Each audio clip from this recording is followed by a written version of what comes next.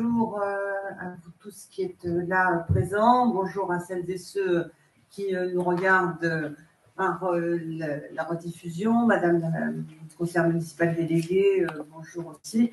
Je suis heureuse de retrouver ici à la fois les animatrices niçoises de l'Assemblée des femmes qui ont eu l'initiative de cette réunion, ma collègue et complice Maud Olivier et bien entendu Céline Pic, dont le travail que vous venez d'entendre n'a pu que vous laisser béat d'admiration, j'imagine. Vous savez, j'écoutais Céline et je me disais, il y a des policiers qui font ce qu'elles ont fait, c'est-à-dire de regarder des vidéos de pornocriminels, pédocriminels.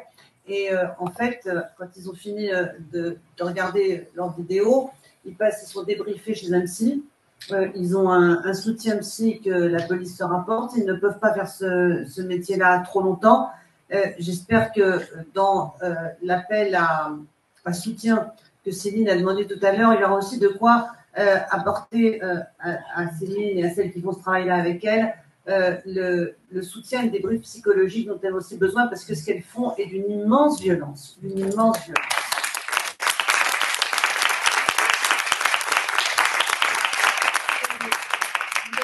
Vous avez écouté Maud Olivier, qui a été rapporteur de la loi à l'Assemblée nationale, la loi de l'Assemblée nationale. Vous avez écouté Céline, et normalement, vous vous dites, ces femmes sont des héroïnes.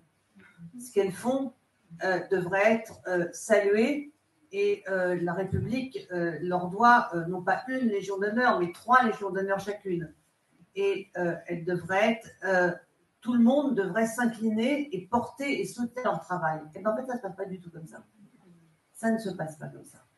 Et c'est pour moi une grande interrogation idéologique que de voir à quoi nous nous heurtons dans le travail qui a été bien décrit par Maud et par Céline à l'instant.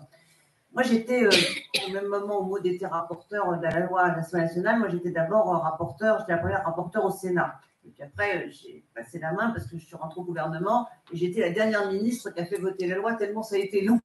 Il a fallu 3 ministres des droits des femmes pour arriver à faire voter la loi et 3 rapporteurs sur les 2 assemblées.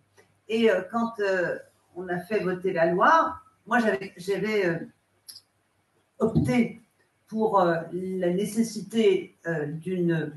Alors, on dit responsabilisation du client. Moi, je trouve que responsabiliser, parfois, j'ai l'impression que c'est de dire il faudrait qu'ils mettent des préservatifs et qu'ils disent bonjour madame, et qu'ils soient polis bien élevés, on aurait un client responsable. C'est un peu comme l'agriculture. Enfin, bref. Moi, je suis pour la pénalisation du client. Je suis pour un interdit absolu de nos sociétés sur l'achat du corps des femmes, des hommes aussi d'ailleurs, l'achat de services sexuels, un interdit absolu de nos sociétés et une infraction pénale caractérisée qui permet d'engager des poursuites. Nous avons opté pour la contravention, mais disons la vérité avec Maud, cette loi a été une loi de compromis également. Nous n'avons pas fait tout ce que nous voulions. Mais j'avais opté pour cette pénalisation du client en 2008, si ma mémoire est bonne. Je ne suis pas la plus grande spécialiste de foot de cette salle, mais il y en a sûrement qui sont meilleurs que moi. La Coupe du monde de football, c'était à Berlin, en 2008. Et c'est le moment où Berlin a légalisé le business de la prostitution et du proxénétisme.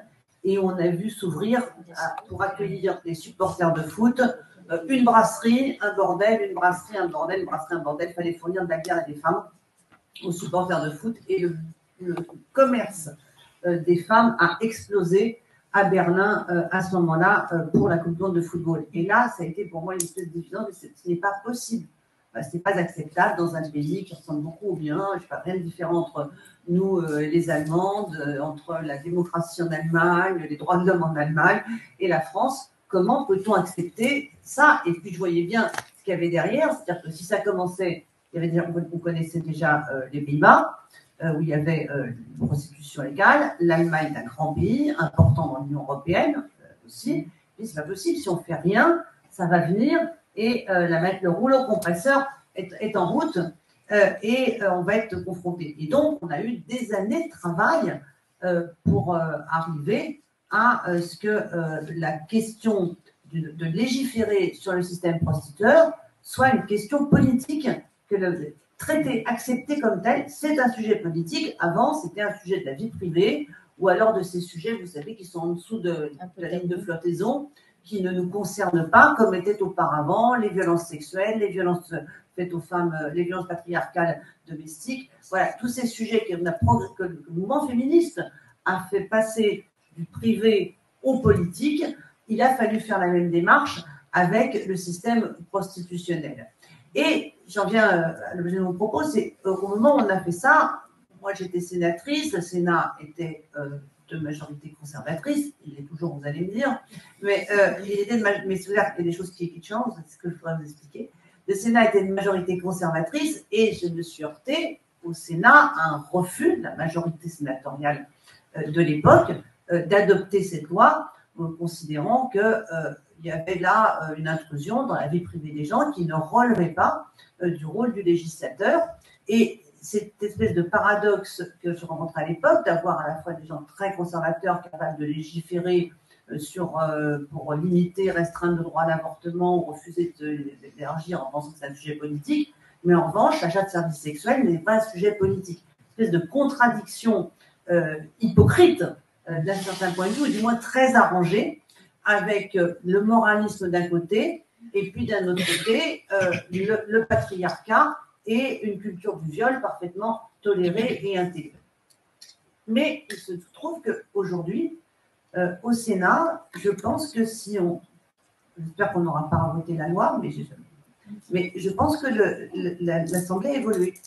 Et qu'aujourd'hui, cette loi, ça a été dit tout à l'heure par Maud, elle a une adhésion supérieure. Et d'ailleurs, j'en tiens pour preuve que la délégation droits des femmes à laquelle j'appartiens est profondément engagée dans l'application de la loi de 2016. Et la délégation droits des femmes du Sénat, elle a une image politique du Sénat. C'est-à-dire que la majorité de droits du Sénat est majoritaire à la délégation droits des femmes. Et donc, il y a des mouvements intéressants qui se font. En revanche, ce qui est pour moi très troublant, c'est que nos adversaires maintenant ne sont pas dans le camp que j'avais l'habitude d'affronter sur les questions de droits sexuels et reproductifs, d'émancipation des femmes, sur les questions féministes. J'étais habituée à un camp du progrès contre un camp réactionnaire. Et nos adversaires aujourd'hui sont dans le camp dit du progrès. C'est ça la grande découverte d'un certain point de vue ces dernières années. Alors, Maud l'a évoqué, on les a vus au moment du vote de la loi de 2016 par l'intermédiaire de quelques associations identifiées, SRA, syndicat des travailleurs du sexe. Depuis quand le travail est depuis quand le sexe est un travail? Depuis quand faire l'amour est un travail? Et depuis quand le sexe se négocie? Donc, travailleurs du sexe, déjà une belle mystification et une belle manipulation de vocabulaire sémantique.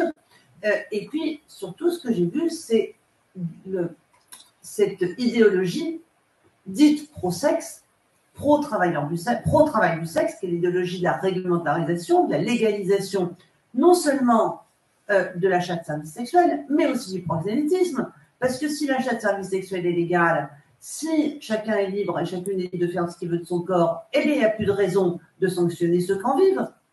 En Allemagne, il n'y a pas de proxénètes. Il n'y a que des loueurs d'appartements et des organisateurs de lieux. Voilà, c'est de l'événementiel. Voilà, vous avez des organisateurs d'événementiel. Mais le proxénétisme n'existe plus en tant que tel. Et donc, cette idéologie-là, elle a gagné notre propre camp, et Céline l'évoquait il y a un instant dans son propos, c'est que, en fait, comment ça se fait qu'au moment où MeToo a ouvert considérablement les consciences sur ce que sont les violences sexistes et sexuelles à l'encontre des femmes, au moment où MeToo a permis aussi une prise de conscience par les femmes de ce que sont les violences sexuelles. MeToo a aussi permis que les femmes puissent mettre des mots sur des situations qu'elles vivaient, qu'elles avaient vécues, et qu'elles sortent de la culpabilité en se disant c'est moi qui ai provoqué cette situation d'agression sexuelle, c'est mon comportement, j'ai pas été assez claire, pour qu'elles puissent resituer ce qui leur était personnellement arrivé dans des rapports, dans une organisation systémique, des rapports entre le patriarcat et les femmes. Et c'est terriblement libératoire pour les femmes que de se dire qu'en fin de compte, on n'y est pour rien quand on subit une agression sexuelle. C'est juste parce qu'on est une femme et que toutes les femmes sont exposées, ont subi ou pourraient subir une agression sexuelle. C'est très important. Et au moment où tout ça progresse considérablement, on voit dans le mouvement féministe, dans les mouvements de lutte contre les violences sexuelles, dans les grandes manifestations du 25 novembre, une offensive très brutale, très violente pour la légalisation du travail du sexe. Et comment est-ce possible que mes propres sœurs, d'un certain point de vue féministe, ne soient intoxiquées au point de ne pas comprendre que l'achat de services sexuels, la possibilité d'acheter du sexe, donc des personnes prostituées, est la clé de voûte des violences sexuelles faites aux femmes. C'est celle qui domine toutes les autres et qui rend toutes les autres possibles.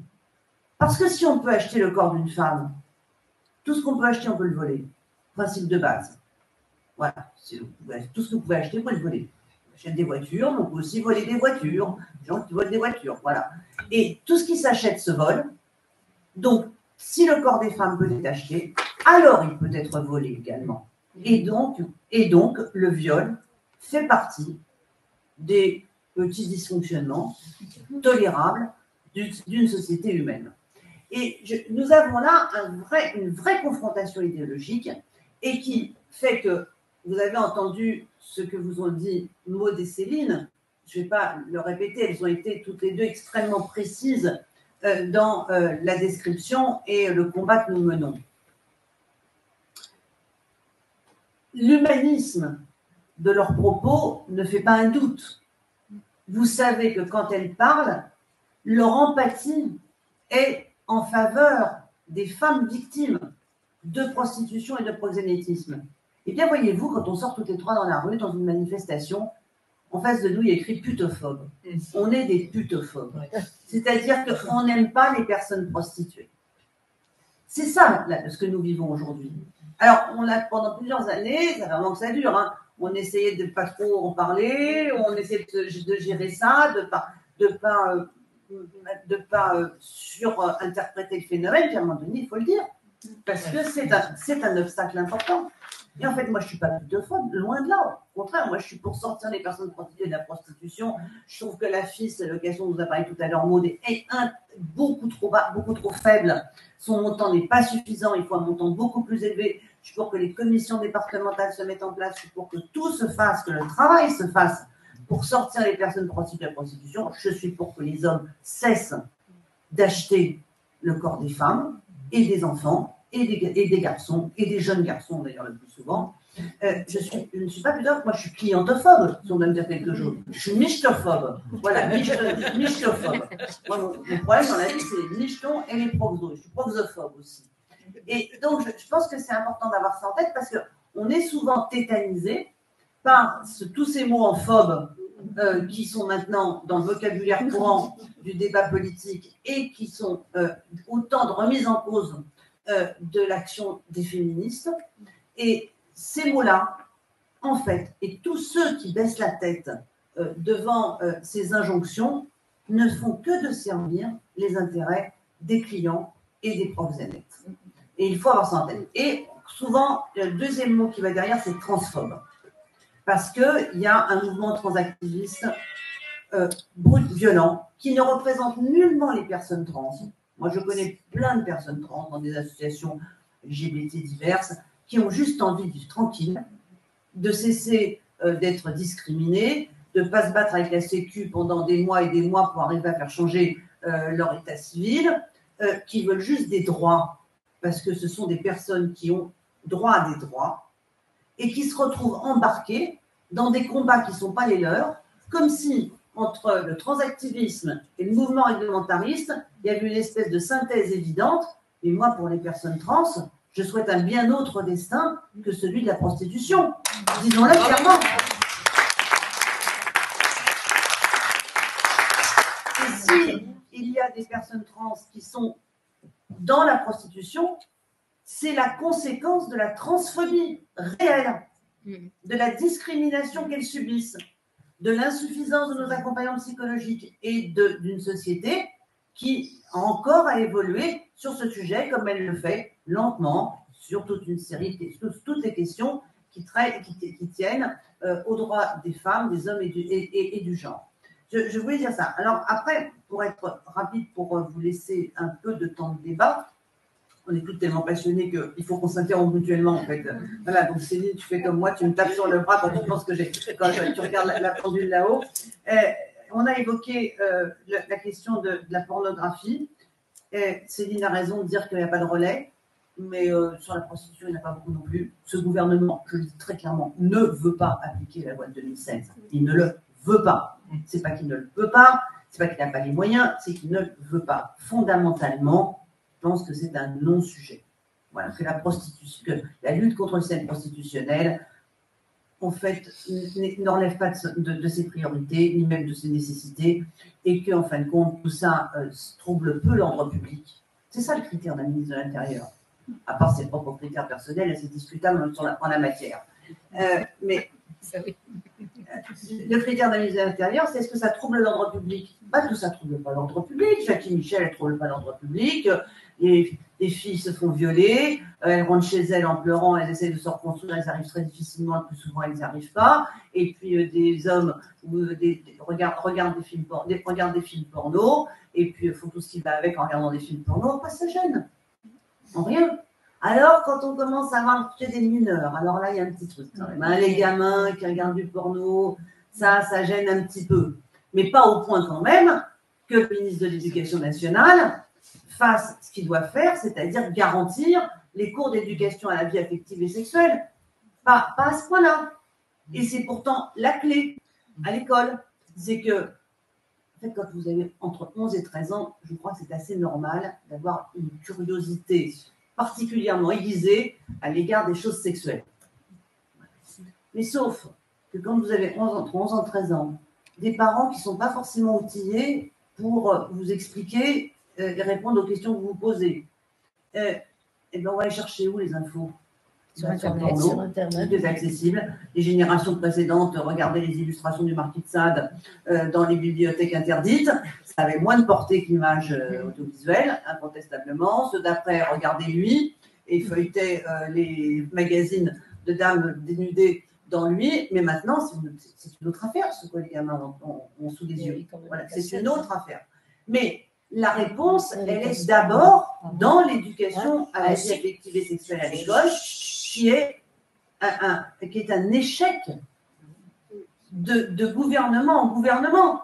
Je dois dire, y compris pour celui auquel j'ai participé. Il y a eu un rapport du HCE, du Haut Conseil d'égalité femmes-hommes en 2016, qui notait à quel point c'était délétère, c'était insuffisant, méprisé, négligé dans les établissements scolaires. Faire attention, parce que l'éducation nationale est responsable, il n'y a pas d'éducation nationale qui est responsable. Les parents d'élèves le sont aussi. Parce que quand vous avez des associations bien tradies qui viennent expliquer que ce n'est pas l'école d'apprendre la sexualité aux enfants, que ça relève de la liberté éducative, ça n'est pas l'éducation nationale. Et du coup, l'éducation nationale, elle dit, oh là, que des ennuis, les parents d'un côté, le rectorat d'autre. On va remplacer ça par un cours sur le tri des déchets et vous verrez que tout le monde va y trouver son compte. Oui, c'est comme ça que ça se passe. Voilà. Et donc, on a là des responsabilités. C'est un sujet politique. Et les carences que l'on décrit sont des sujets politiques. Et je vais prendre la prostitution des mineurs. Le gouvernement a lancé une campagne, parce que quand même le sujet a tellement monté, en fait, la police, la gendarmerie a tellement fait remonter une hausse des faits constatés. À un moment donné, on ne peut plus faire semblant de ne pas voir. Et donc, grande commission, vachement bien, avec une magistrate, des préconisations, etc. Et ça se termine par une campagne où il y a une gamine qui dit je gère et qui explique non, en fait, tu ne gères pas. Pas un mot sur les clients. La prostitution des mineurs, c'est en fait une affaire du mineur. Voilà. Des proxénètes aussi.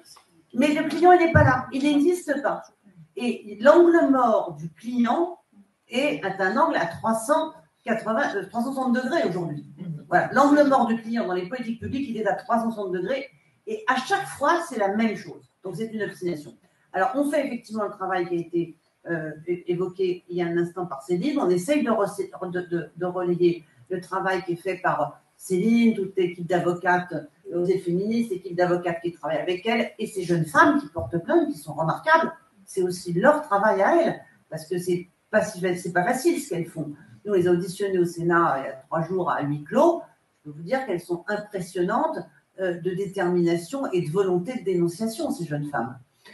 Et on essaye de relier ça. Moi, j'ai posé un jour une question au gouvernement. Vous voyez tout ce que Céline vous a dit tout à l'heure, j'ai fait pareil, avec les mêmes mots, dans un hémicycle tétanisé.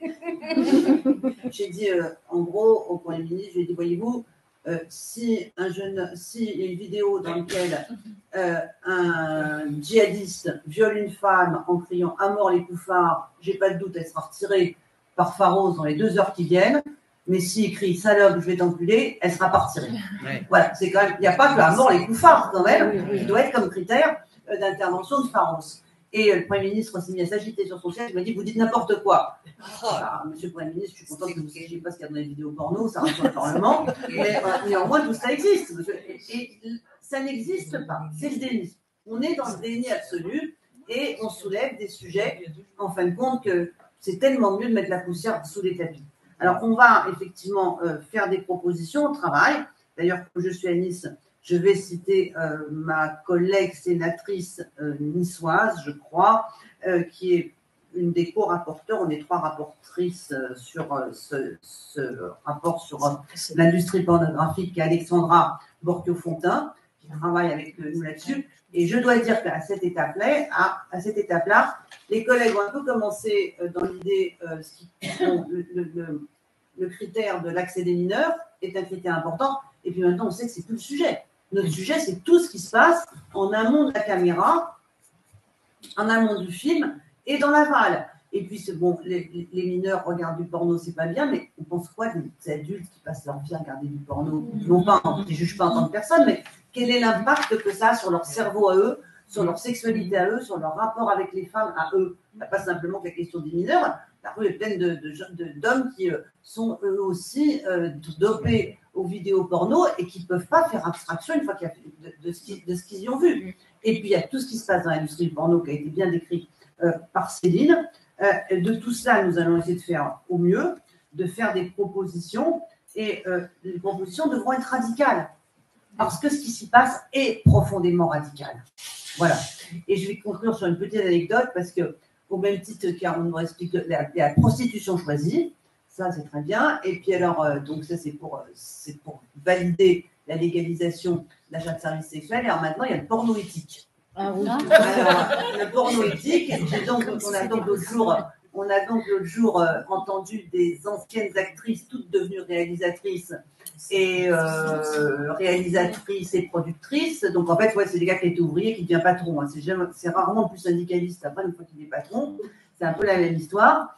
Donc elles sont devenues patronnes et elles expliquaient toutes qu'elles faisaient du porno éthique. À un moment donné, j'ai demandé à l'une d'entre elles, j'ai dit ok, j'ai compris le porno éthique, vous voulez l'inspection du travail, qui va venir, des conventions validées par des avocats, tout ça j'entends bien. Je dis, mais est-ce que votre éthique du porno, elle va jusqu'au contenu?